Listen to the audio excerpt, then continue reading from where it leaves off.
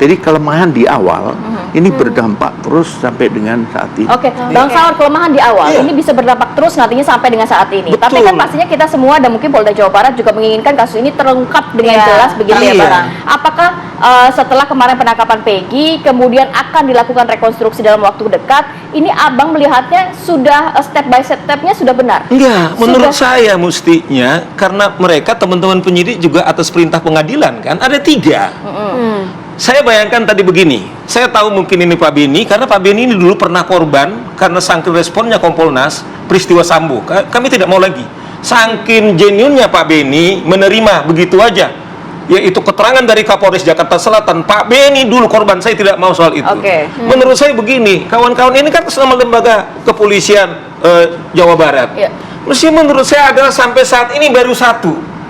Pak Beni baru ngomong seperti itu karena ini adalah menyediakan semua kerjaan-kerjaan teman-temannya di Polres Cirebon sehingga orang wajar bertanya-tanya nih. Jangan salahkan loh yang bertanya-tanya siapa sekarang. Tetapi teman-teman penyidik lah itu saya bilang karena kawan-kawan ini kemudian teman-teman polisi mengatakan ini sudah ingkrah betul. Sudah ingkrah, justru di keputusan ingkrah itu ada 3 DPO yang dicari. DPO ini bukan hakim yang mengatakan, tetapi karena teman-teman polisi. Bayangan saya kalau ada konstruksi, coba sabar, jangan terjebak komentar netizen soal kasus banyak. Tetapi kali ini misalnya masih ada 1. Tetapi teman-teman di Polda Metro Jawa Barat mengatakan tidak ada 8 dan 9. Jadi sekarang yang mana sekarang ingkrah ini? Berbahaya ini yang saya bilang, berbahaya. Bahkan kemudian ini yang saya bilang contempt of court, penghinaan pengadilan.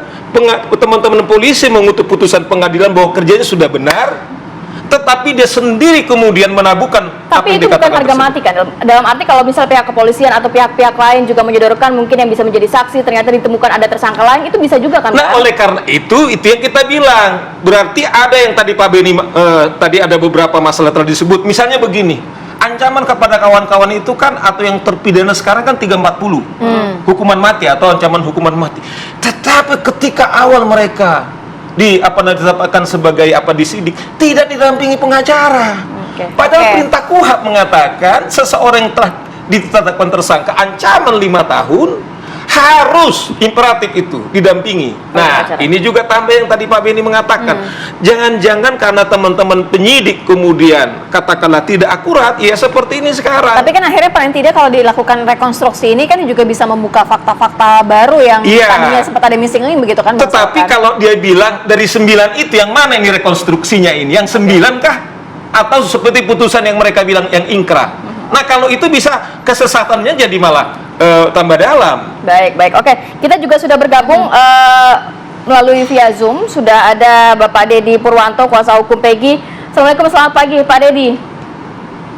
Dan juga sudah ada Ibu Titin Prialianti, kuasa hukum dari Saka Total. Selamat pagi Bu Titin. Selamat pagi. Saya mau ke Pak Dedi dulu. Pak Dedi, sejauh ini sudah adakah komunikasi dengan pihak kepolisian terkait rekonstruksi yang sebentar lagi akan digelar, dan juga kemarin dalam prarekonstruksi ini memang satu saksi ya, ini AF kabarnya dihadirkan. Peggy juga hadir ya kemarin Pak pada Rabu malam.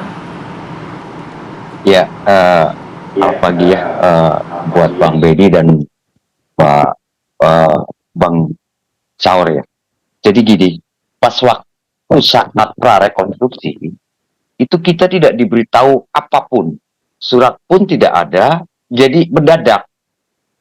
Jadi kita saat sedang meeting dengan tim hukum ya, ternyata ada teman-teman media memberitahukan, media memberitahukan, Bang itu kok ada rekonstruksi gitu kan. Kita kaget ya, kita meluncur ke sana, saya, Pak Tony, Bang Yudi, Bu Yanti itu langsung ke TKP. Tetapi di sana saya tidak menemukan siapa yang bertanggung jawab terkait adanya prarekonstruksi itu. Salah satu anggota dari polisi itu mengatakan kepada saya, Bapak mohon maaf, ini hanya survei. Ya, dia bilang begitu. Tetapi kita tidak diizinkan untuk masuk lokasi. Ya, tidak diizinkan masuk lokasi. Sementara kita lihat teman-teman dari media. Tidak diizinkan kenapa? Alasannya kenapa? Entah, tidak tahu alasannya. Saya meminta kejelasan dari anggota Apa masalahnya? Kenapa kita sebagai kuasa hukum tidak diizinkan untuk masuk saat di TKP terakhir di flyover itu? Kita ditahan di sana, tapi tidak bisa memberikan jawaban. Hanya maaf, saya hanya menjalankan perintah Bapak. Ya, saya kejar. Apakah ada aturannya? Seorang kuasa hukum itu tidak diperkenankan masuk ke lokasi. Saya pun tidak melihat Peggy, AF atau siapapun. Lalu di sini apa ada transparansi dari pihak polisi? Saya jelas, ini sudah dari mulai awal saja sudah tidak ada transparansi. Dari mulai kita tidak diperkenankan untuk hadir saat pemeriksaan Peggy, ya itu tidak diperkenankan untuk mendampingi. Tadi saya sepakat dengan Bang Saur, ya. Tersangka itu wajib didampingi apabila tuntutan hukumannya itu di atas 5 tahun, itu wajib. Itu KUHP yang bicara. Tetapi ini tidak.